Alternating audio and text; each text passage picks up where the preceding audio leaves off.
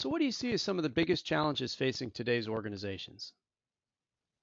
Yeah, well, one of the big challenges is that 80% of enterprises fail at strategy execution, and that's according to a study by Harvard Business Review. 80% clearly, that's a huge number, and there is a huge gap between strategy and results. And since developing strategic plan can take time, somebody could say, why have a strategy at all with the high failure rate, with the 80% gap between strategy and results? So that's a big, big challenge. So is there a significant element or is there one thing that's kind of contributing to this gap or this failure rate more than others? Well, one of the big, big driver for this, there's a lot of factors, but a huge one is based on a recent worldwide Gallup study concluded that only 13% of employees worldwide are engaged at their job. So one of the big driver, I believe, for this high failure rate is the lack of employee engagement. 13%, imagine 13% of employees are engaged in their job. That's such a low number, and that, of course, directly impacts results in a negative way.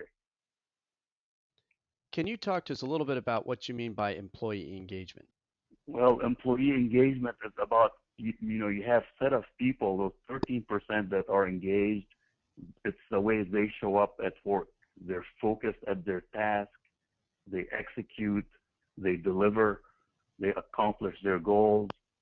And then the rest of the employees, actually, there's a huge percentage that are just there to collect a paycheck. They're not emotionally vested in their job.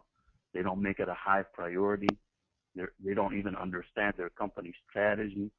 They don't understand their own role in the organization.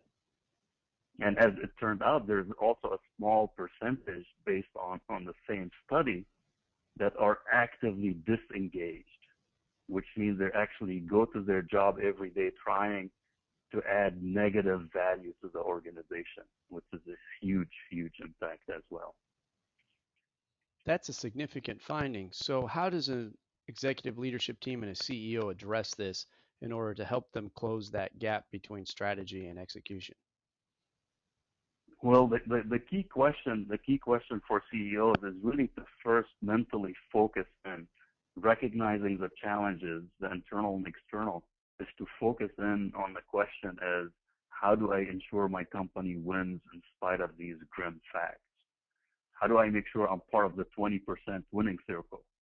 And then how do I bridge the gap in my own organization from strategy to results?